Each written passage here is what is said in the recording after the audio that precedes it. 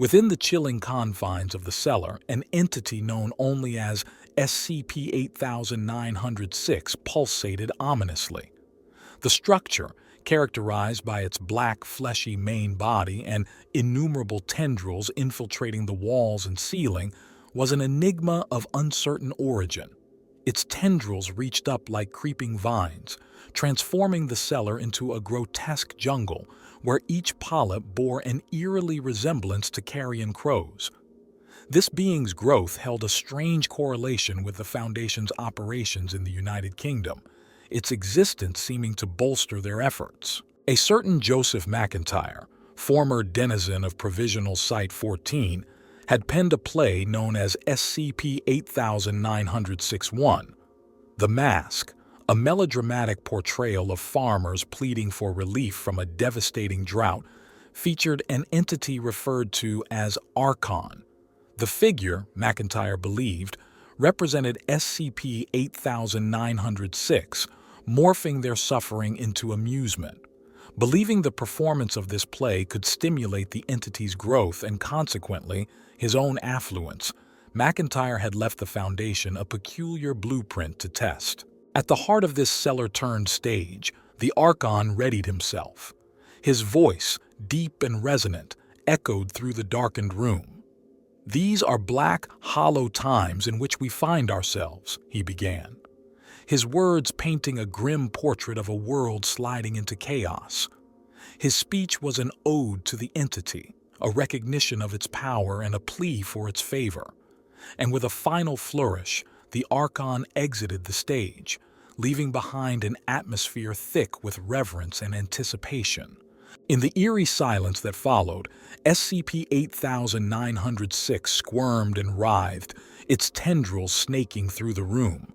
Its crow-like polyps fluttered, their groaning caws echoing in the cellar. From the shadows, a figure stepped into view. Crowhurst, the new acting director, had come to make his acquaintance with the monstrosity. He paused at the top of the stairs, taking in the unsettling sight of SCP-8906 before venturing further. His words, a mix of formal introduction and nervous babble, broke the silence. His predecessor's belief in the entity's sentience was mentioned, alongside the office pool betting on the same. "I, put a $5 on you being sentient." "Obviously," Crowhurst admitted, chuckling nervously.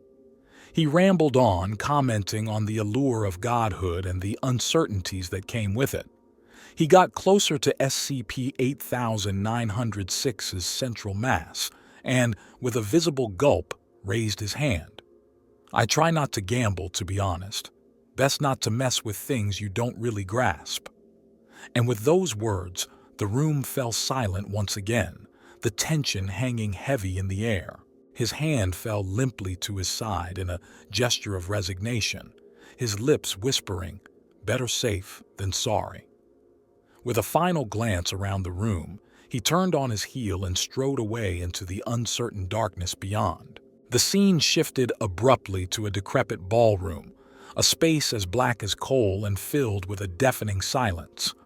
The floor was layered in dust and soil, relieving its age and desolation. 5 men entered wearing ragged suits and dark masks, rendering them almost headless in the gloom. None of them recognized each other, their identities shrouded by the mask. Their leader, a once dignified farmer, took center stage, standing with a bowed head and clenched shoulders, a picture of suppressed despair. His associates wailed and crawled around him, their pitiful cries echoing in the barren room. A voice emerged from him as bleak as their surroundings. "Now, this summer, we are disconsolate. Our fallow fields run barren, as fetid as an old maid left cold by the cruel tides of her late years. We are left stranded in this blackest cursed night." Questions echoed around the room. What can we do? Starve ourselves for family? Must a man go without to save his own? The farmer's voice rang with a desperate hope. "No, I do not believe it. We will live. From this rotted ground we will grow anew." Yet doubt lingered. But will he come here, to us worthless ones? As the men clung to each other in fear, The farmer hushed them. "Fools, have some dignity. We are not children. We are all good men. Know your worth. This world is yours, if only you have the heart and stomach to take it." The scene shifted yet again, this time to a makeshift detention room. Wesley McIntyre, the former owner of Provisional Site 14, sat handcuffed across from an interrogator known as Crowhurst. Tension brewed between the two men, their words laced with hostility and veiled threats. Crowhurst pressed Wesley, prodding him to reveal the secrets of the cellar. Wesley deflected, challenging Crowhurst's comprehension and intellect. The interrogation took a personal turn, with Wesley attacking Crowhurst's background and upbringing. Crowhurst, unruffled, retaliated with grim threats of Wesley's impending imprisonment. An unexpected seismic event in Provisional Site 14 interrupted their verbal clash. The brimming coffee mug fell off the table, shattering against the concrete floor. Crowhurst, taken aback, sought answers from Wesley, who chided him. "Oh dear, not been feeding him, have you?"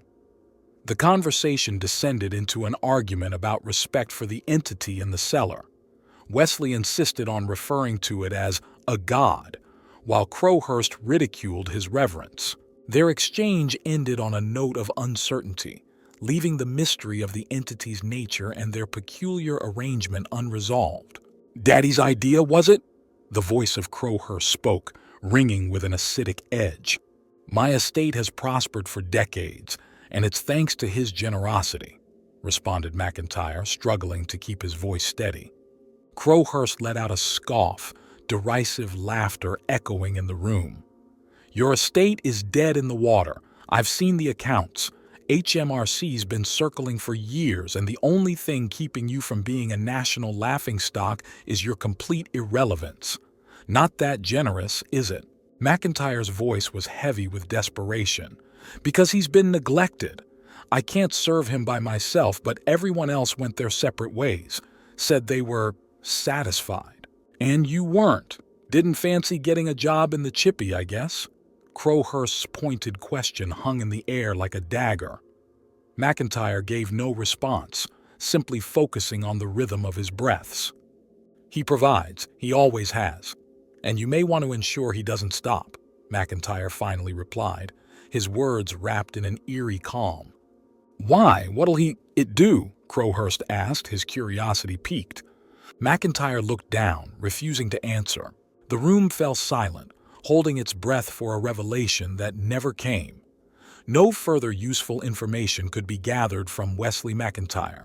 He was remanded to a holding cell in Provisional Site 14 for 2 days before being transferred to Site 23, where he would remain the charge of Director Genevieve McIntyre.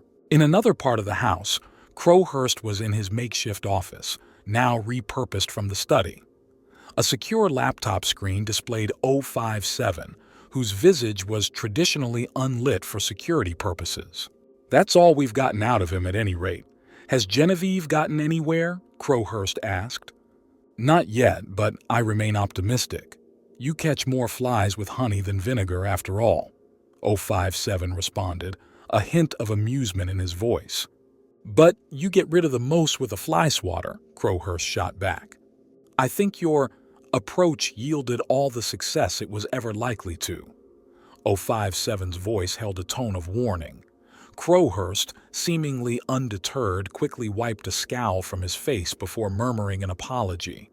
"Hopefully your heavy-handedness hasn't had too negative an impact on him. He always was rather wet, that boy," 057 mused. Crowhurst blinked in surprise. "You know him?" "Well, I knew his grandfather. We served in India together. Good man. A better man than that feckless oaf at any rate." "He'd be ashamed," 057 revealed. Crowhurst couldn't help but chuckle at that, taking a sip from his opaque mug and suppressing a grimace. There was a brief pause before 057 asked him, "Do you believe him, McIntyre?" "I don't know. I believe he believes it. I also believe a pigeon believes its little dance is what's getting it the bird seed," Crowhurst dryly responded. "Fair comment. Tell me about the play," 057 instructed. As Crowhurst recounted the play, a sudden tremor shook the room. Deep within the house, the sounds of cawing and flapping wings echoed ominously. 80% will have to do, I think, 057 concluded, his voice carrying an eerie finality.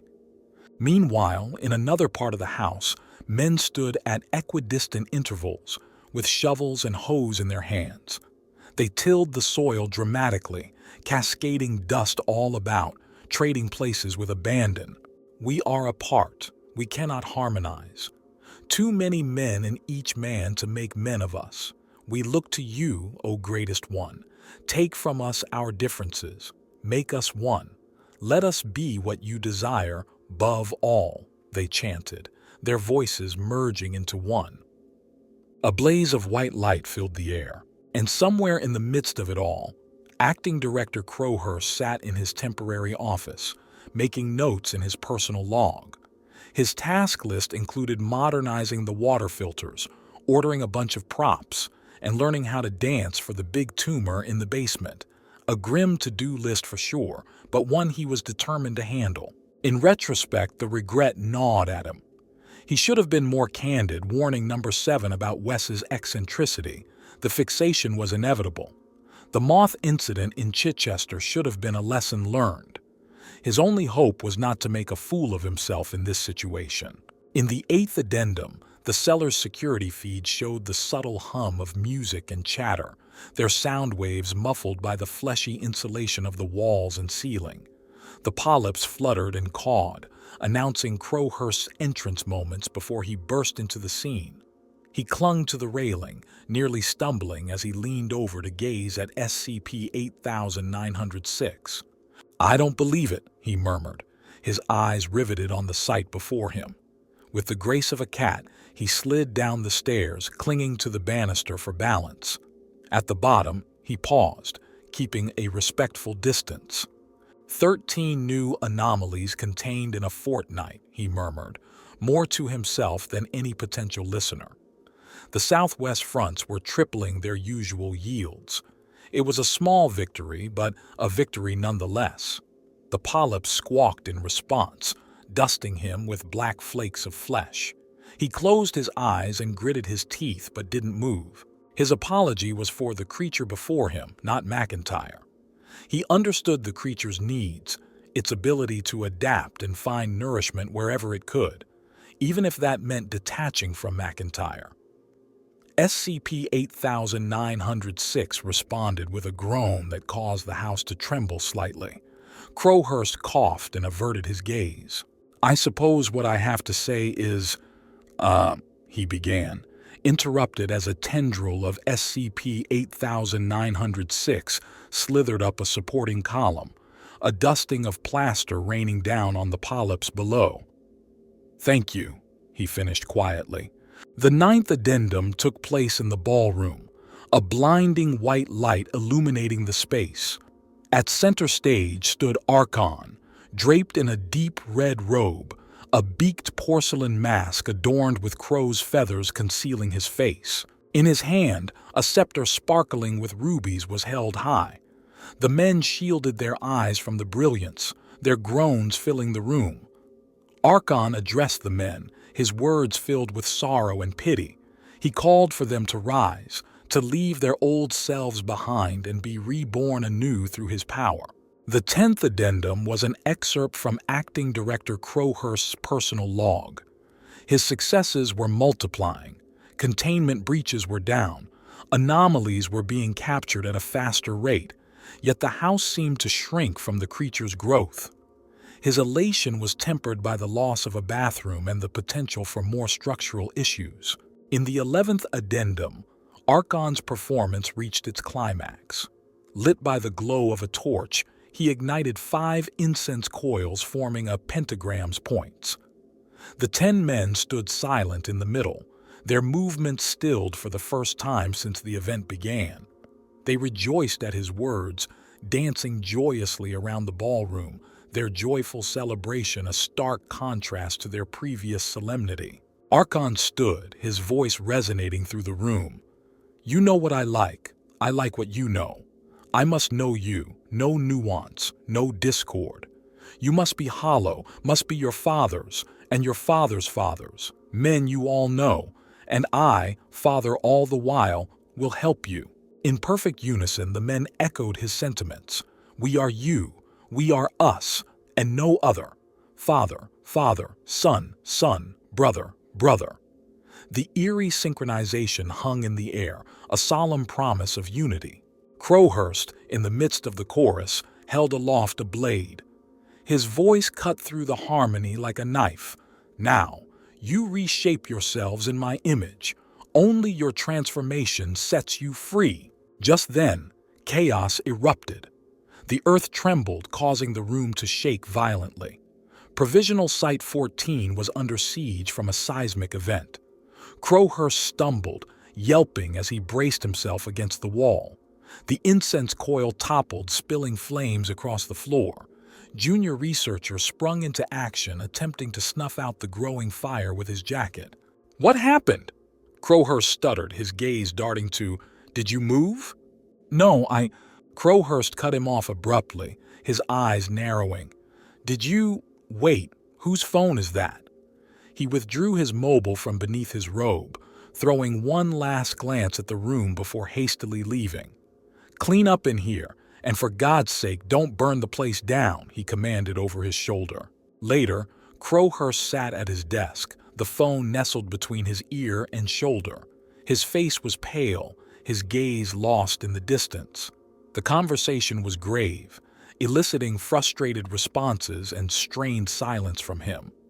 As he hung up, his frustration boiled over. He slammed the handset onto the desk, the noise echoing in the still room. He sat back, the chair groaning under his weight. A tendril that had broken through the wall watched him, the crows attached to it unblinking. Crowhurst locked eyes with them, a silent question hanging between them. "This you?" Over the following weeks, the situation further deteriorated. Containment breaches happened across the UK, casualties piled up, and anomalies were lost. Crowhurst was officially reprimanded. More resources were sent to Provisional Site 14 in hopes of aiding the performances of SCP-8906-1. Despite the chaos, Crowhurst continued his work, hewing closely to the script of SCP-8906-1. Mime performances punctuated the narrative, each mimicking actions of violence and transformation. His voice echoed through the room, a clear command. "Your eyes, that you see nothing unknown. Your ears, that you hear nothing fearful. Your tongue, that you say naught unrecognized. Your head, think now only what you have thought. Your soul, that you may be full once again." While Crowhurst toiled, the world outside continued its oblivious existence. The small tourist town of Teignmouth thrived just a short distance away, its cobbled streets, overpriced food, and idyllic beaches a stark contrast to the grim reality unfolding at Provisional Site 14. An inexplicable urge lured him into the deserted town that October day. A rarity, he mused, where silence was a luxury during these times. The off-season had rendered the resort town a ghost's shell, bereft of its usual inhabitants. It held a certain appeal to him, the quiet solitude of the place, an anomaly in his usual hustle and bustle of life. The only sign of life was an establishment named Miranda's Miracles, a name mentioned in passing by Farnsworth before his transfer. He stumbled upon a woman, presumably Miranda, engrossed in a telephone conversation. Her age reflected in her features, her form a little hunched, and her face bore signs of a tiresome life. He stood silently, listening to her problems unfold over the phone. Her worries were akin to a universal reality, a shared understanding of the nature of life's trials. When Miranda finally hung up, he cleared his throat, startling her. It was an unexpected, raw display of emotion, a rarity in his scripted world. Miranda was a resilient woman, her Bristol accent making him cringe, but managing to stay courteous despite his blunt remarks. With a grumble, he ordered tea and a scone, his irritation visible. Yet her kindness felt overwhelming. It was in her tone even when he mocked her use of bottled water. Miranda had something that he rarely saw in people: patience, a virtue even when dealing with the most unpleasant. He realized there was something more amiss than just her economic conditions. Working for the Foundation had honed his instincts, and right now his gut was screaming anomalies. The tap water was a milky white, its acrid smell making his eyes water. She mentioned it wasn't usually this bad, but even once seemed too much. He knew the problem lay with the reservoir nearby, the locals unknowingly consuming the contaminated water. Miranda had a grandson, a child yet to receive his inoculations. That thought stirred something in him. He had to act. His next meeting with 057 was due the next day. He knew he had to speak up, to do what was right. But the councilman was a shrewd man, and his worldview was a little too narrow for his liking. The hint at his stepping down was clear, but he was too tired to care. After all, he was the one drowning in a sea of strangers, overworked and overwhelmed. His thoughts were interrupted by a familiar voice. He was on stage now, the crimson lighting illuminating him. It was Crowhurst, his words echoing around the empty ballroom. His monologue was a testament to the harsh reality of their world, a constant cycle of torment and regeneration, a never-ending cycle of profit and betterment.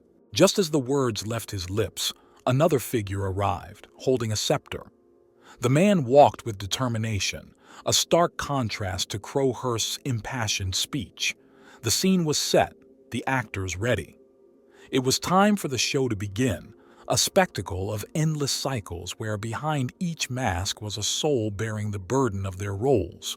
The edges of Crowhurst's lips turned upward, the corners of his eyes crinkling in a devilish delight. He held the scepter up, his gaze dancing over the intricate details. "We can transcend that," he said, his voice echoing in the grand hall. "Free ourselves from life's torturous game. Isn't that the point?" His words fell like a drizzle onto the people around him, a mixture of soothing and unsettling. He paused, the room holding its breath. Who needs a soul when there's so much else to fill up with?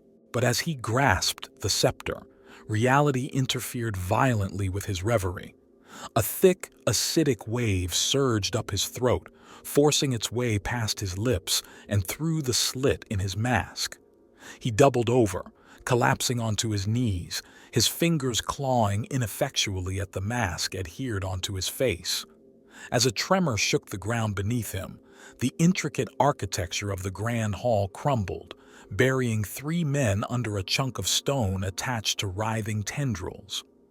Amidst the chaos, Crowhurst somehow found the strength to crawl towards the entrance, his trembling fingers wrapped around the handle before he was propelled forward, collapsing onto the other side, leaving the raucous revels behind him. The scene shifted to a cellar, a hulking mass of flesh and tendrils twining around wine racks and bottles, staining the floorboards a bloody red. Crowhurst, now disheveled and dripping with his own bile, stumbled down the stairs, his gaze locked onto the monstrous form pulsating in the room's center.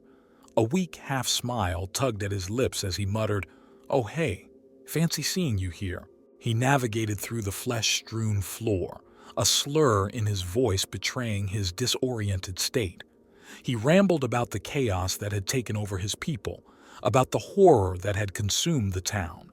He questioned his own sanity, and with a bitter laugh he said, "At least I'm still here, if I ever was."